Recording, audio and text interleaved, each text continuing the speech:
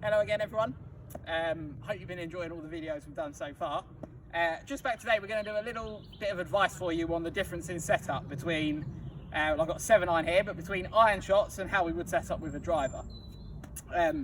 Obviously when we got a driver, the ball's going to be up on a tee, so we want to try and hit up on the ball a little bit, whereas when the ball's on the ground, we want to hit down on it a little bit of an iron. So just slight tweaks we make to the setup to try and make that possible. So with an iron, what I like to do is, I like to try and set up with my feet about shoulder width apart, and the ball's going to be fairly central in my stance. With a 7-iron, it might be just slightly more towards my left side, but fairly central. So that's my setup there. And what I'm trying to feel is I'm trying to feel my shoulders are quite level. Obviously, naturally, my right hand is below my left on the grip, so there is going to be a slight dip in the shoulders. We're trying to get those shoulders as level as we can.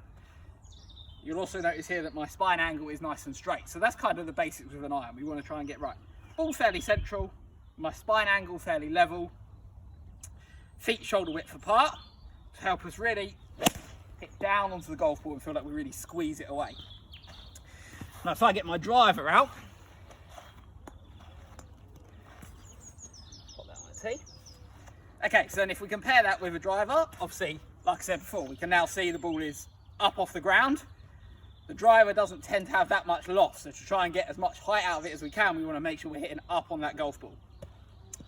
So what I do with my setup now is I go slightly wider with my feet. The club's much longer, so we do a nice wide base to be able to generate power and also keep our balance. But now you notice I've got the ball, the ball position is right level with my left foot, okay?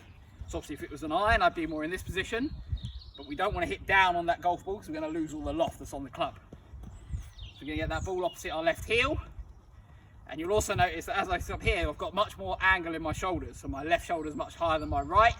Again, hopefully going to try and promote that upward hit, and you'll also see that now my spine angle is slightly tilted behind the ball as well. So from that position, we can make a nice big turn and hit up on that golf ball and get it launching much higher. Try that out next time you're at the course, or even if you're just at home, get a ball out, try those different positions, try and get a feel for that, see how that helps your game.